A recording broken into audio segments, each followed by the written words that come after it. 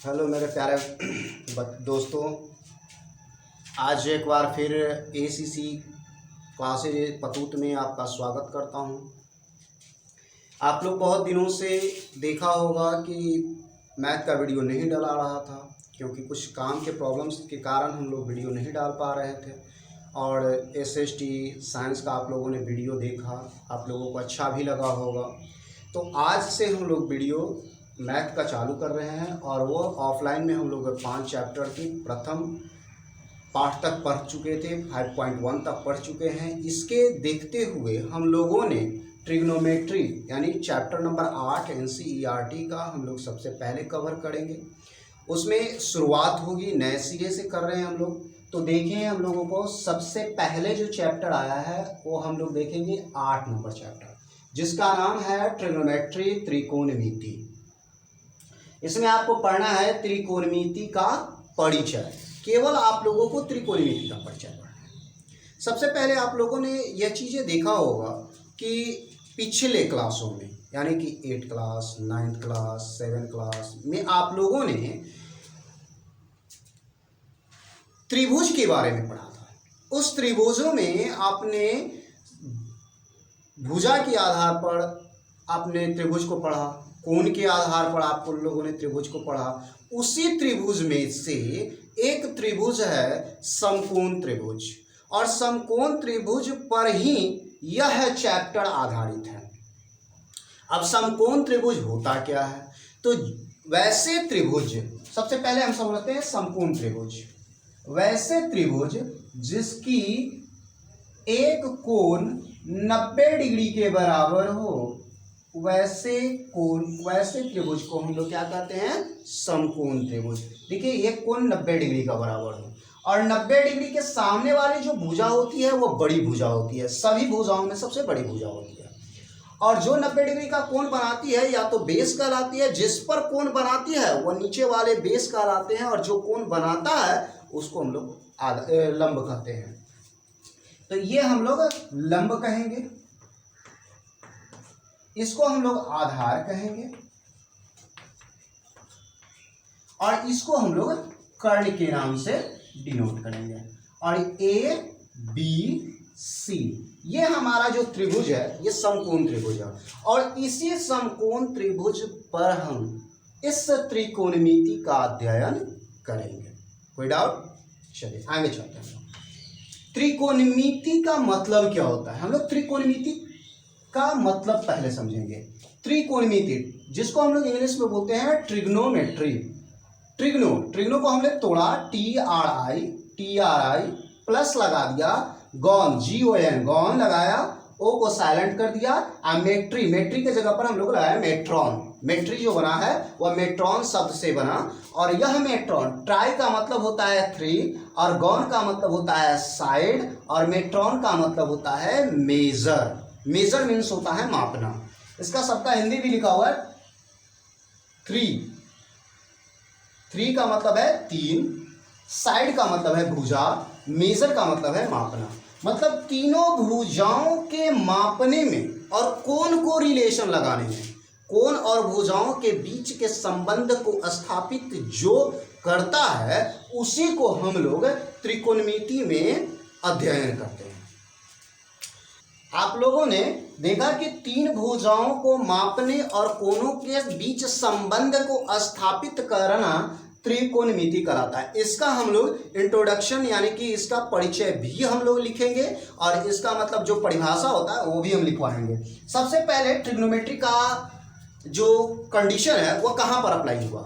सबसे पहले ट्रिग्नोमेट्री लगा कहाँ? ट्रिग्नोमेट्री का उपयोग कहाँ सबसे पहले की गई? इसकी भी जानकारी हम लोगों को जरूरी करनी है। ट्रिग्नोमेट्री यानी त्रिकोणमिति, इसका सबसे पहला यह भाषा जो है वह एक ग्रीक भाषा है, जिसको इंग्लिश में लैटिन शब्द भी बोलते हैं, लैटिन वर्ड, जो ग्रीक शब्द है, जिसका उपयोग सर्वप्रथम मिस्र के लोगों ने पिरामिड बनाने के लिए। पिरामिड समझते हैं? पिरामिड क्या होता है? पिरामिड जो होता है कि एक, आप लोगों ने देखा होगा जो किस समुदाय में जो कब्र खोदी जाती है उसी पर एक चबूतरे की तरह बनाया जाता है और साथ में एक ट्रायंगल का रूप भी धारण कर दिया जाता है, जिससे वह प्रमाणित करते हैं कि ये इनका, और उस पर नाम अंकित कर दी जाती है और बताया जाता है कि ये फलाना बाबू मर गए थे, इनकी समाधि है। उसी को पिरामिड में इस्तेमाल करने के लिए किया जाता था और इस सर्वप्रथम इसका उपयोग मिस्र में किया गया था और वो पिरामिड में किया गया था। क्यों ऐसा किया गया था? क्योंकि लोगों ने वो उस समय मेजरमेंट करने के लिए हमारे पास टूल उतना था नहीं, तो हम लोगों ने या जो भी लोगों ने वहाँ पर किया उसके रस्सी का इस्तेमाल किया होगा या विभिन्न प्रकार के लकड़ियों का इस्तेमाल किया होगा मापने के लिए। तो वहाँ पर सबसे पहले पिरामिड बनाने के लिए ही उपयोग किया गया था। ठीक है, आगे चलते हैं।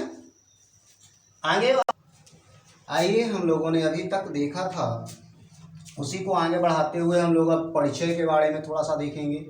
परिचय है कि त्रिकोणमितीय गणित की वह शाखा है, मतलब गणित का ही वह भाग है जिसमें त्रिभुज की भुजाओं 1 2 3 भुजाओं और कोणों, मतलब एक 90 डिग्री का कोण होगा, बाकी ये या तो थीटा होगा या तो ये थीटा होगा। एंगल, इसको एंगल ए भी कह सकते हैं, एंगल सी भी कह सकते हैं और इसको एंगल बी है।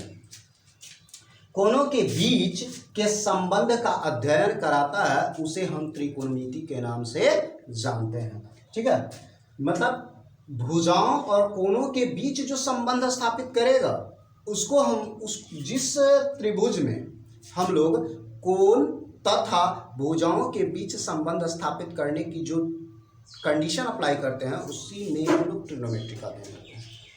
चलते हैं त्रिकोणमितीय अनुपात की ओर। अब त्रिकोणमितीय अनुपात हम लोग कहाँ पढ़ेंगे? तो त्रिकोणमितीय अनुपात हम लोग एक समकोण त्रिभुज के अंदर पढ़ेंगे और समकोण त्रिभुज हमने एक बनाया ABC, हमने इसको एक समकोण त्रिभुज बनाया।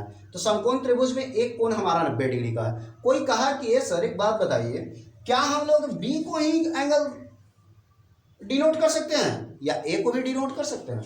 बिल्कुल, लेकिन हमारा ये जो फिगर होगा वो इस प्रकार से होंगे, A होगा, ये B होगा और ये C होगा, ये हमारा 90 डिग्री हो सकता है।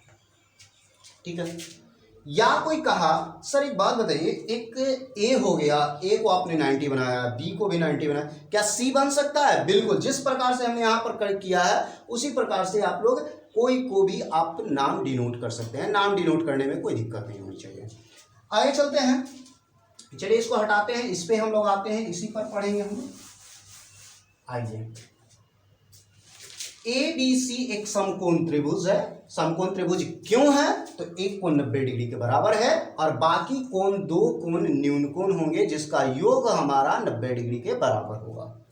ठीक है, एंगल ABC, त्रिभुज ABC एक समकोण त्रिभुज है और जिसमें एंगल B क्या है? 90 डिग्री है और एंगल C हमने क्या बनाया है? थीटा। अब हम लोग पढ़ेंगे, हमारा सबसे पहले पूरा नामकरण, पूरा जितना भी नाम है वो पूरा नाम लिख रहे हैं, उसके बाद हम लोग शॉर्ट में पढ़ेंगे।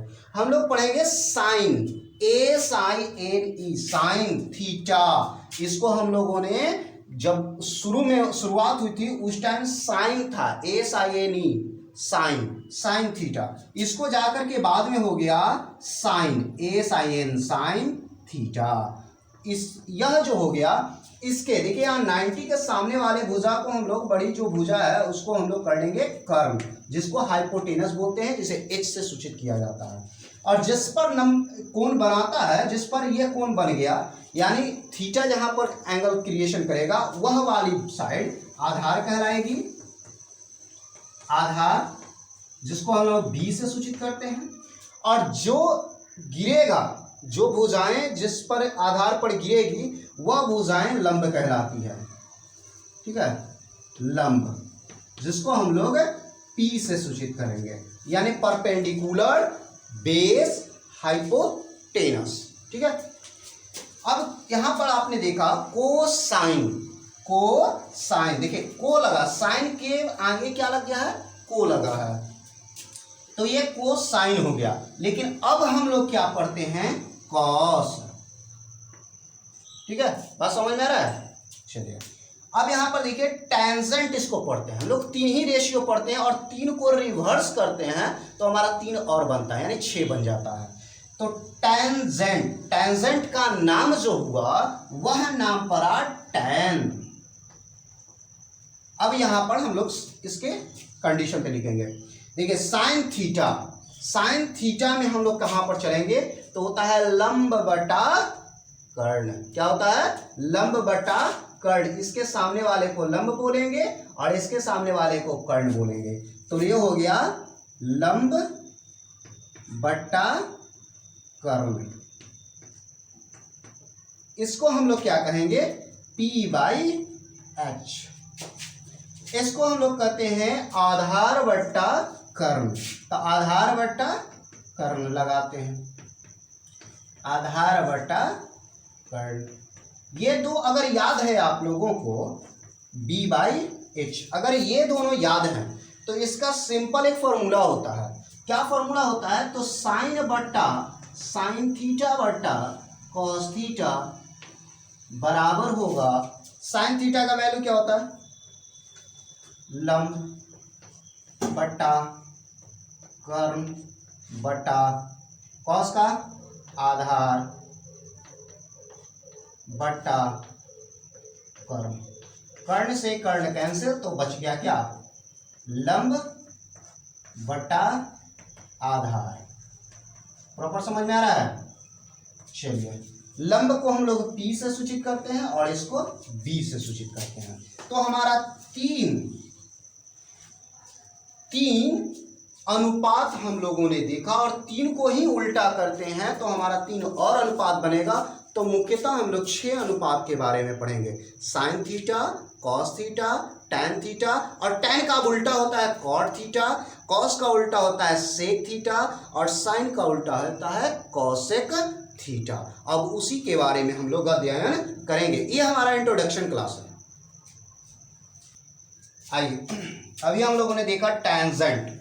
अभी हमने बताया था कि टेंजेंट को उल्टा कर दो तो कोटेंजेंट। ठीक है, ये केवल एक चीजें देखे होंगे कि यहाँ पर साइन का केवल को लगाया CO, तो ये को कॉस बन के तैयार हो गया। यहाँ टेंजेंट है तो टेंजेंट में केवल को लगा दिया तो ये कॉट बन के तैयार हुआ, COT कॉट थीटा।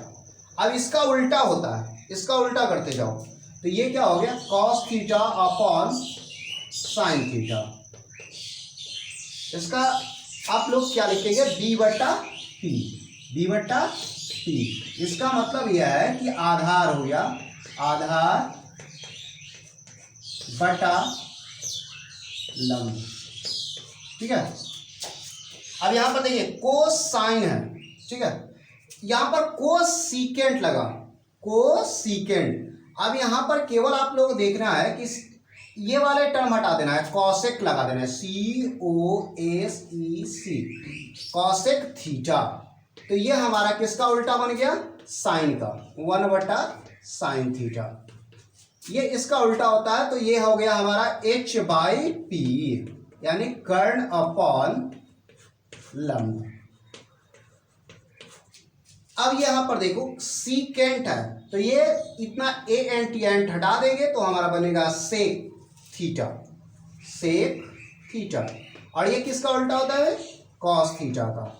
और कॉस का मान होता क्या है? B/H, तो इसको उल्टा कर दिया जाए तो H/B होगा, जिसको हम लोग लिखेंगे कर्ण